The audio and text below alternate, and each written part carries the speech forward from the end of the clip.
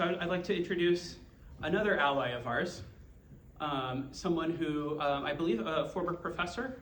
Is that right? So I imagine an issue that's near and dear to your heart as well.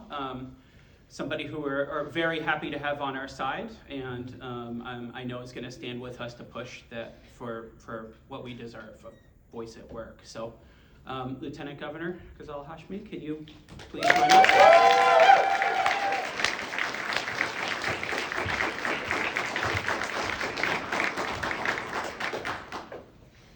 Good morning, everyone. Good morning. I want to thank Virginia Public Sector Labor Coalition for inviting me here today. I especially thank all of our higher education unions and Unite Here, AFT, AAUP, and the United Campus Workers of Virginia. It's such an honor to join you all, especially in the fight that we are waging this session, and it's such an important effort that we are making. Virginia's institutions are among the world's best because of the people who work at these institutions.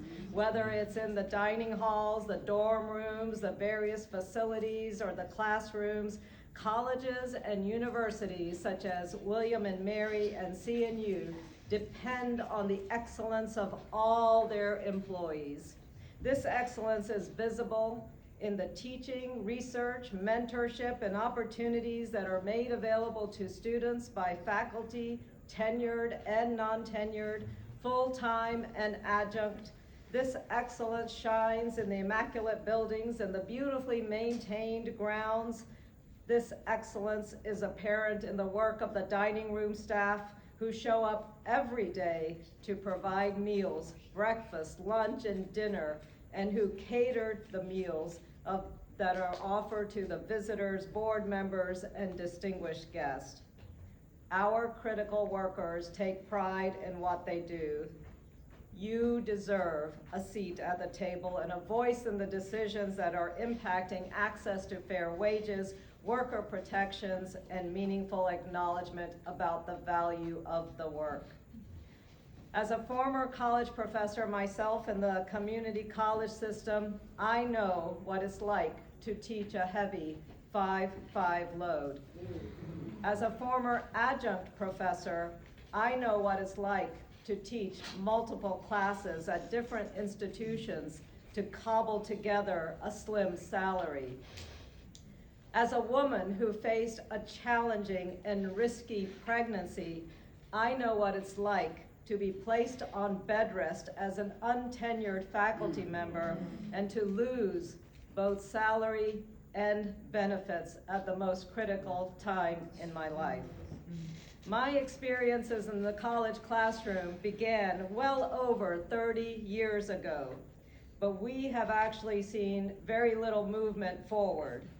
In fact, we've seen conditions deteriorate and worsen for college workers at every level.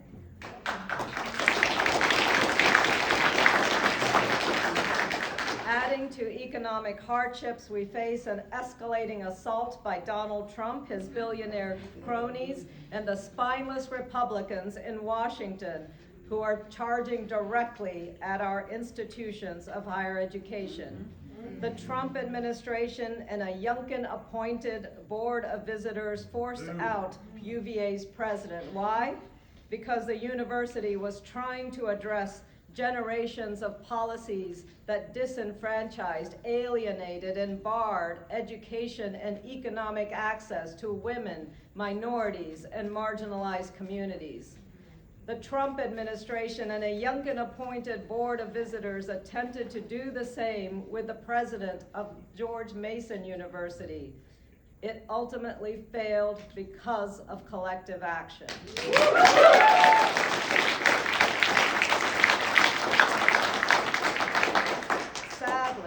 Sadly, we're living now in a culture of fear perpetuated by this administration and emboldened by those who want to challenge essential democratic principles. The attacks on academic freedom are also coupled by attacks on economic stability, sense of security, and respect for the rule of law.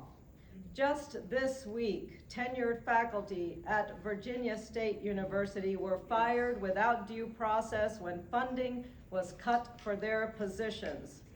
When democracy is under attack, the best response is organized action. And organized action is the bedrock of labor unions.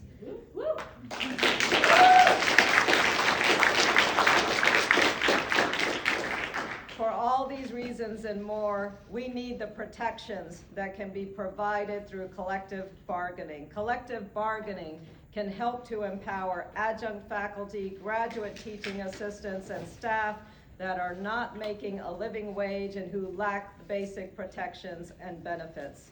Let's consider adjunct faculty as an example. A 2022 national survey conducted by Hanover Research found that more than half of adjunct faculty report relying on their work as part-time faculty as their primary source of income. And even after teaching multiple courses each semester, most are barely surviving financially and are doing so without benefits for retirement or health care. People seeking to work at our institutions of higher learning are doing so because of a love of teaching and learning.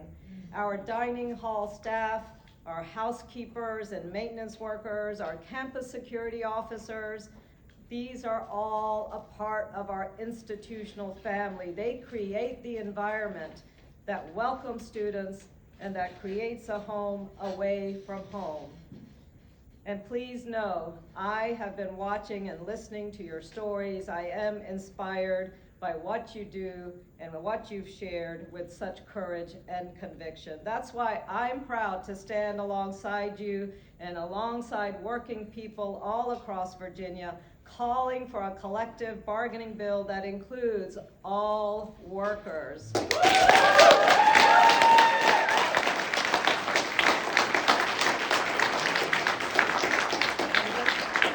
And that means graduate assistants, adjunct faculty, custodial staff, home health care workers, faculty, everyone. So thank you for your commitment to solidarity that's reflected in this collective bargaining coalition. Home health care workers and campus workers are united. This solidarity makes us stronger.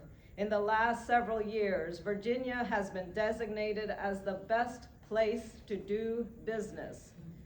But a business or an institution is an empty shell without its people. A state that supports its people, whether it's in the private or the public sector, that state is the best state for everyone. Thank you.